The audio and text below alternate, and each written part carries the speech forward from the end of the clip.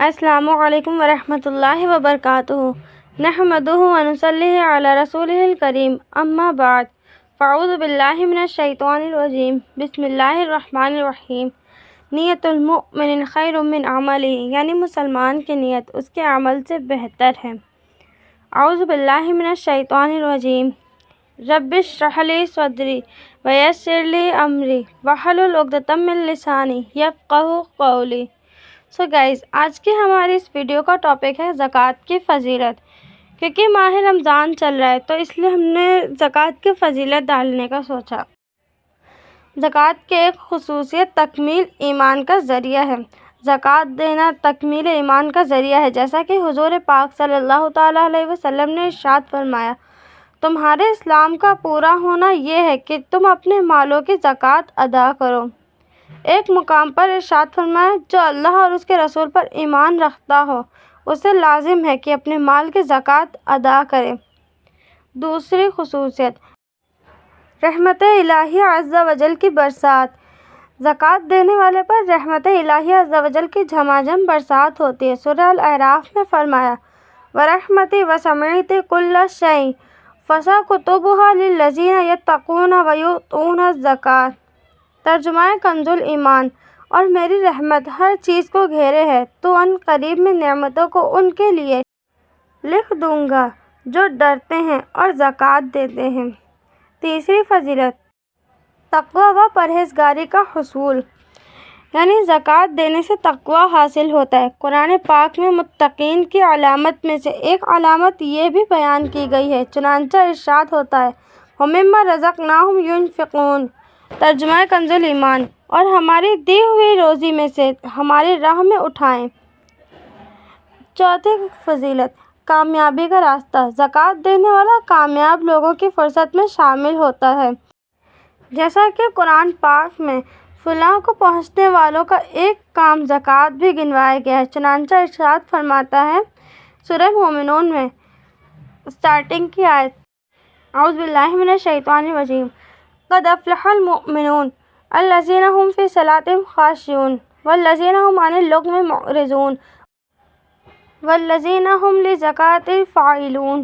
ترجمہ کنز الایمان، بے شک مومن نے فلاح حاصل کری، اور وہ جو نماز میں خشوع اختیار کرتے ہیں، والذین هم عن اللغو معرضون، اور وہ جو لغویات سے اعراض کرتے ہیں، یعنی بے فائدہ باتوں سے منہ موڑتے ہیں، والذین هم للزکاۃ فاعلون، اور وہ جو زکوٰۃ کو ادا کرتے ہیں۔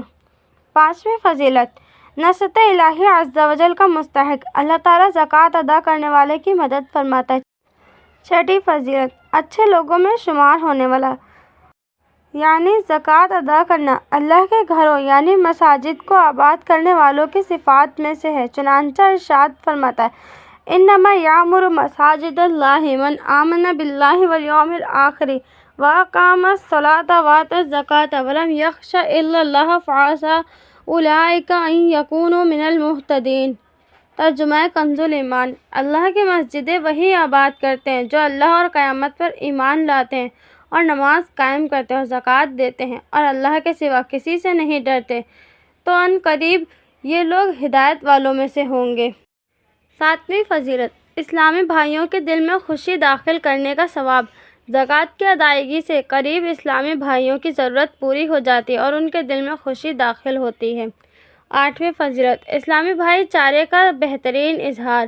زکوٰۃ دینے کا عمل اخوت اسلامی کی بہترین تعبیر ہے کہ ایک غنی مسلمان اپنے غریب مسلمان بھائی کو زکوٰۃ دے کر معاشرے میں سر اٹھا کر جینے کا حوصلہ مہیا کرتا ہے۔ نیز غریب اسلامی بھائی کا دل کینہ و حسد کا شکارگاہ بننے سے محفوظ رہتا ہے، کیونکہ وہ جانتا ہے کہ اس کے غنی اسلامی بھائی کے مال میں اس کا بھی حق ہے۔ چنانچہ وہ اپنے بھائی کی جان، مال اور اولاد میں برکت کے لیے دعا گور کرتا ہے۔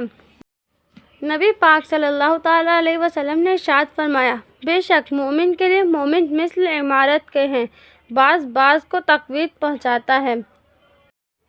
نویں فضیلت، فرمان مصطفیٰ صلی اللہ تعالیٰ علیہ وسلم کا مصداق۔ زکوٰۃ مسلمان کے درمیان بھائی چارہ مضبوط بنانے میں بہت اہم کردار کرتی ہے، جس سے اسلامی معاشرے میں اجتماعیت کو فروغ ملتا ہے اور امداد باہمی کی بنیاد پر مسلمان اپنے پیارے آقا مدینے والے مصطفیٰ صلی اللہ تعالیٰ علیہ وسلم کے اس فرمان عظیم کا مصداق بن جاتے ہیں۔ مسلمانوں کی آپس میں دوستی اور رحمت اور شفقت کی مثال جسم کی طرح ہے کہ جب جسم کا کوئی حصہ بخار میں ہو تو پورا بدن بخار میں ہو جاتا ہے۔ 10ویں فضیلت، مال پاک ہو جاتا ہے۔ جیسا کہ حضرت سیدنا انس بن مالک رضی اللہ تعالیٰ عنہ سے مروی ہے کہ صلی اللہ تعالیٰ علیہ وسلم نے ارشاد فرمایا، اپنے مال کے زکوٰۃ نکال کہ وہ پاک کرنے والی تجھے پاک کر دے گی۔ گائز 11 سے 16 فضیلت ہم آپ کو کل کے نیکسٹ پارٹ میں بتائیں گے۔ آج کے لیے اتنا ہی۔ السلام علیکم ورحمۃ اللہ وبرکاتہ۔